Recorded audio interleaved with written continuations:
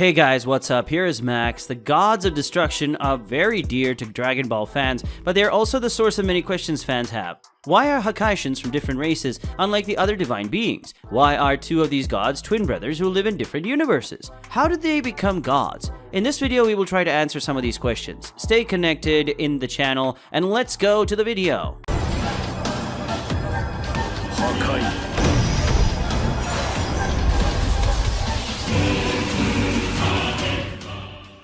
In Dragon Ball, we are used to the gods of a certain category having a very similar appearance, as for example, the gods of creation, which are extremely similar in any universe, but the gods of destruction are completely different from each other. When they all appeared, a lot of people wondered why they didn't look alike, and maybe you have that doubt too. To answer this question and many others, we need to know the gods of destruction in more detail. Everyone knows that Beerus is a destroyer, right? But have you ever wondered what is the origin of him and the other gods? None of Dragon Ball's gods of destruction were born into this role. They were born like any other mortal in the universe. In other words, they are mortal beings who become gods. But how did they become gods? Since the movie Battle of Gods, we know that it is possible for a mortal to become a god of destruction. We know this because Whis invited Goku to become the next god of destruction, but he declined. In the anime, this concept was shown a few more times, not only in the anime, but in the manga, official guides, magazines, and other official Dragon Ball content. So in short, the requirements to become a god of destruction are quite simple. You have to be extremely powerful, preferably the most powerful in your universe. That way, you can receive a proposal from your universe's angel to become an apprentice of God of Destruction. If you say no to this proposal, the angel will go after the second most powerful mortal in the universe and so on, until he finds someone who wants the job. This happened in Universe 11, when Margarita made this proposal to Jiren, but he didn't accept it. And then the proposal was made to Toppo, who was the second most powerful as far as we know. It is possible that you are the most powerful mortal in your universe, and there is no vacancy for you in your universe, but you can be the god of destruction of another universe, especially if that universe's god is weaker than you. To give an example, Goku, who is one of the most powerful mortals in Universe 7, is perhaps no stronger than his universe's god Beerus, but Goku might be more powerful than Universe 9 god of destruction Sidra. According to this example, Goku could go to the Universe 9 and take Sidra's job as destroyer. Another thing that can happen is that if a universe has two very powerful mortals who have the capacity to become gods, but both want to be gods and have the same level of power, they need to decide that in a fight.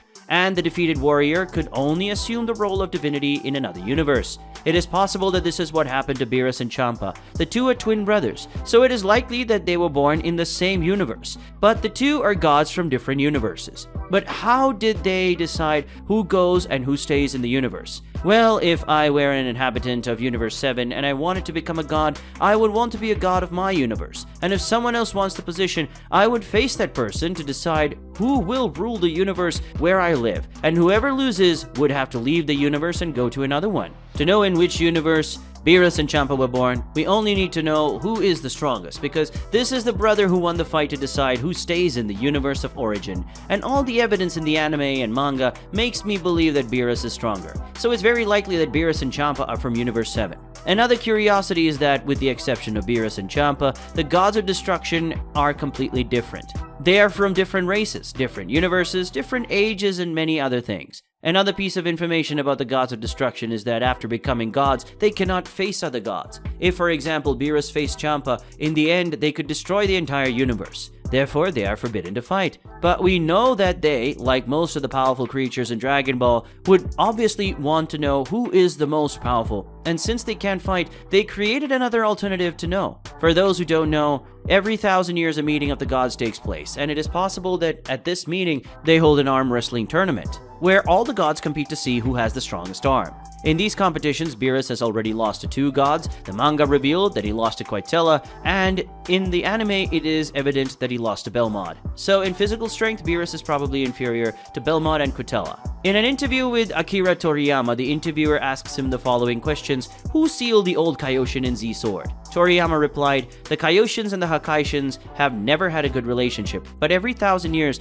they go to each other's realm and have a coordination meeting. There was a day when they got into an argument over a petty matter, and then a bad-tempered god of destruction sealed the old Kaioshin inside a sword. Since he couldn't completely destroy the Kaioshin, that god of destruction that sealed away the elder was Beerus. According to this interview, every 1,000 years the gods have a meeting, and in one of those meetings, Beerus got very angry with the old Kaioshin and sealed him. Maybe Beerus lost the arm wrestling match and the Kaioshin made fun of him, or some other silly reason. Another interesting thing is that the Kaioshins are born as gods, and they have a very long life, being able to live up to 75 million years. The gods of destruction, on the other hand, are born as mortals, but we do know that compared to the gods, mortals in Dragon Ball have a low life expectancy. Earthlings have a life expectancy of about 80 years, with a few exceptions, like Master Roshi, who is around 300 years old. Namekians on average live a few centuries. The Granola race has an average of 300 years old, but that compared to deities who can live for millions of years is a very short time. So in order for the gods of destruction to live so many years, they have their lives connected to the lives of Kaioshins,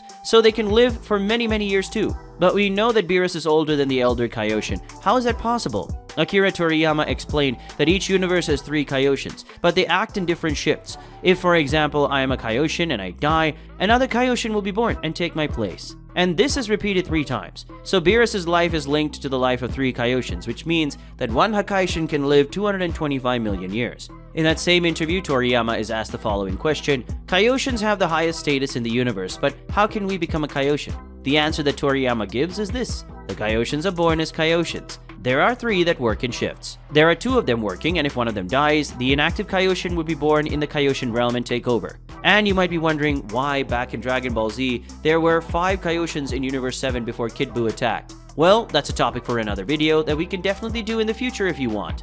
The video ends here. Thanks for watching. If you enjoyed this video, don't forget to like and subscribe to the channel as we become 150,000 subscribers. Until the next time, bye bye.